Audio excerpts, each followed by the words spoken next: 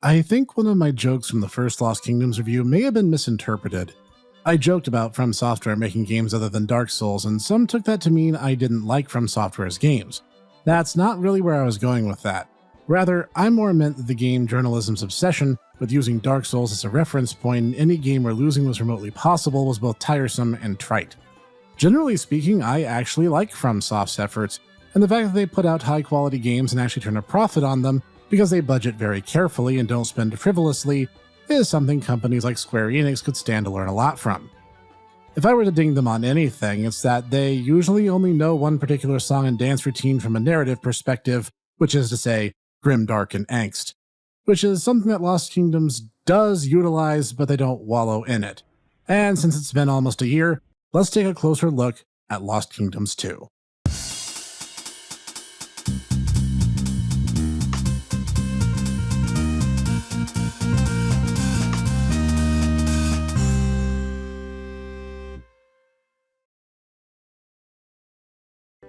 Greetings everyone, this is the Hipster Snek, and today we're going to look at the GameCube exclusive follow-up to the first Lost Kingdoms game. Known as Rune 2 and subtitled with a name I'm not even going to try to pronounce but Google Translate tells me is The Secret of Cortin's Key, the game released stateside in May of 2003. Taking place some untold number of generations after the first game, but long enough that the events of the first are well-known legend now, we learn that the ability to create replica runestones has finally become widespread. Runestones, in this world, give the user the power to command the monster cards, overwhelmingly destructive forces of nature in the forms of a deck of up to 30 cards, each with a monster emblazoned on it. Those who master these forces become known as powerful warriors, as no normal person can reasonably rival them. We then pick up with, and I swear to all that is good, I am not making this up or trying to make a stupid joke, our protagonist, who is named Terra Grimface. Yes, I am serious. Presumably because Cold Steel the Hedgehog was already taken. Alright, putting that aside, we then pick up with the Band of the Scorpion, a tightly knit band of thieves who adopted Terra from her tragic orphan background the game really does love to harp on. Now as an adult, Terra serves as a spearhead for the group's biggest efforts, seeing as how she is the only one of 3 members with a unique name tag and distinct model. And thus the game begins as we learn the story behind the runestones and revisit the kingdoms of Arguil. Graphically speaking, Lost Kingdoms 2 is a step up from its previous installment. Polys are higher resolution, the overall interface is markedly larger. This makes it easier to see which cards are on hand and also allows the camera to follow at Terra's back, showing the action up close in a third-person over-the-shoulder style if you so choose. You can zoom the camera out as well for an isometric overhead view more reminiscent of the camera of the first game if you need a clear view of everything around you. The monsters also render a bit larger than their first in-game counterparts, which generally makes them not only easier to spot, but also have a lot more detail. The human characters in particular just look worlds better, being a bit better rounded and avoiding the rather polygonal faces we saw in Katya zoom-ins in the first. The presentation is nicer, and the camera being closer to the action really makes it all pop. Just really great effort overall. Audio-wise, the game is great, taking everything good about the first soundtrack and giving it a little kick to make it more up-tempo, and you have this soundtrack that feels right for the adventure. Even the first couple areas of the game have this real rocking anthem playing in the background, and due to some quality of life improvements, it makes the game feel faster paced than ever before. The sound effects are still great, with each whooshing weapon or colossal summons, you feel the impact behind every card. The voice work's been greatly improved, primarily in that Terra doesn't have the same set of voice clips for every single card. Rather, they use a small pool of quick grunts or calls that seem to fit nicely. On top of that, the game is actually overdubbed this time, and in English no less. The cast does a solid job. Special props go to Soul's voice actor, who I swear for a moment I thought was Sam Riegel, but he's not credited anywhere on the IMDb page, so I find myself second-guessing that initial impression. But it's all well done. Major props to the sound team overall. As for gameplay, there's a lot to unpack, so let's delve into it. While the basic controls of the first game do remain true, moving around with the main stick and using the face buttons to activate one of 4 cards drawn randomly out of your deck, the sequel adds a few wrinkles to make things more interesting. While you lose the ability to card capture, as the L button merely focuses the camera behind Terra now, you do get some new tricks, not the least of which is a tap of the Z button, which will empower all your cards. While under this effect, all card costs are doubled, but they're all powered up, making their effects much more pronounced. Lost Kingdoms 2 now has more traditional RPG elements, including full-on level-ups, And there's also a skill system now, where using cards of a particular type or attribute bolsters your skill level with that particular element. Those elements being fire, water, earth, wood, neutral, and mechanical. And yes, this is one step different than the last go-around, courtesy of having 2 non-elemental options. The basic difference being that neutral cards tend to emphasize high attacking power, and mechanical cards tend to have higher defense, and the two tend to treat each other as their opposites, even if that doesn't influence the actual damage calculations. See, you require a high enough skill level to use later game cards of the same affinity, which kind of slows you down, but not really in my experience. That's because the ability to redo levels in order to grind and hunt for spare cards is available to you immediately, and you aren't necessarily funneled forward through the story campaign if you're not ready. So you can redo levels and keep getting cards in the mission itself, and also at the results screen of each, where you will get, harshly, judged by the game and then prompted to pick between 1 and 3 cards depending on your performance.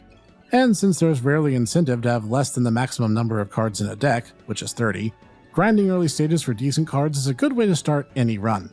That in mind, there's really 4 flavors of card now. Weapon cards, which activate immediately upon button press and tend to be the easiest cards to use if you ask me.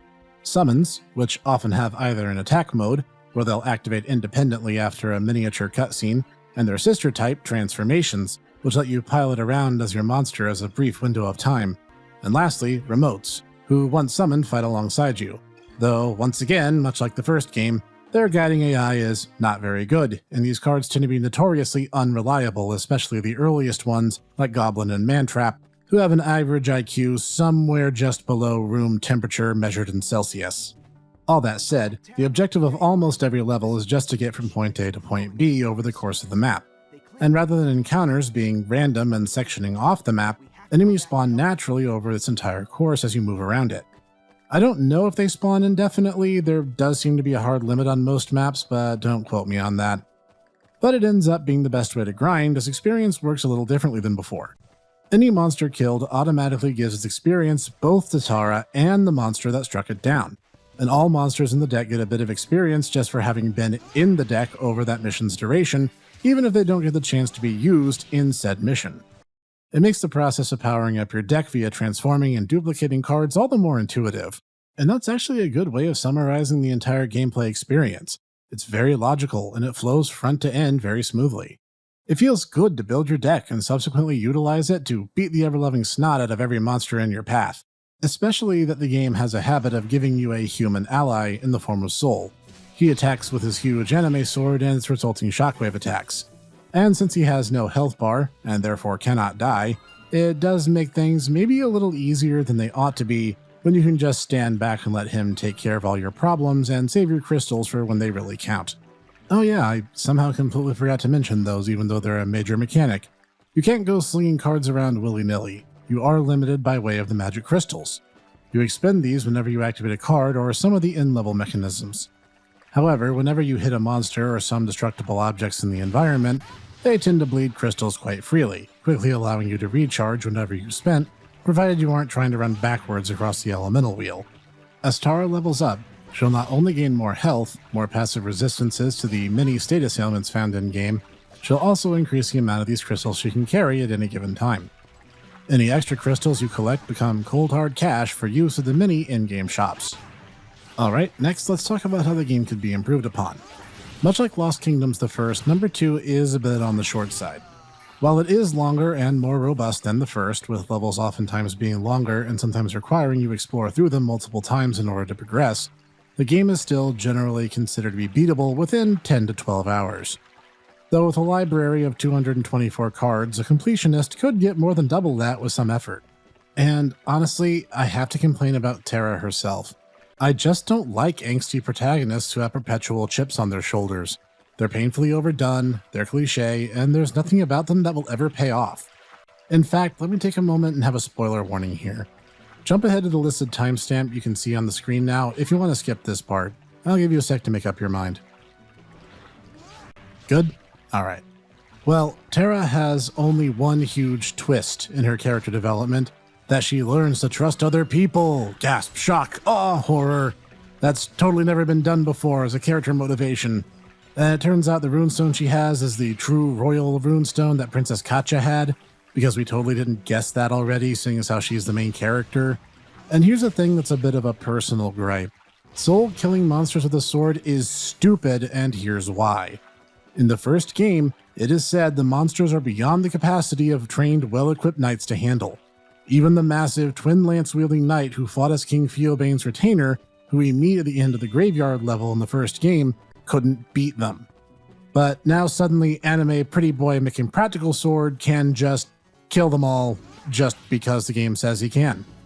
It's thematically tone deaf is what I'm saying, and I don't like it. Honestly, a lot of the plot really should have been cut out in favor of having just a more straightforward action game. It's one of those times where character development really kind of inhibits plot progression instead of promoting it. Anyway, that being said, apart from that, the game is really good. It improves upon the first's best features, adds on new ones, and continues the story in a way that's logical, if a little strange, and makes an excellent payout in terms of your gameplay experience. These games are fantastic, and I would give my left arm, if I had one, for some kind of HD remaster or collection edition available on modern platforms. I love the Lost Kingdoms games, and I hope FromSoft takes notes that fans of these games are clamoring for more. Maybe a Lost Kingdoms 3 someday? Maybe? Oh well. Us Snek can continue dreaming. This has been the Lost Snek, bringing today another bit of underloved obscure gaming. If you liked today's video, hit the like button so I know. Leave a comment down below telling me what your deck strategies were. I'd love to hear them. And for more from me every week, you can hit the subscribe and bell icon so you get immediate access to all these obscure reviews, IndieX, and the new home of the Tomodachi Bros podcast in its YouTube form. Join me here each week for all that and more, and I will see you there.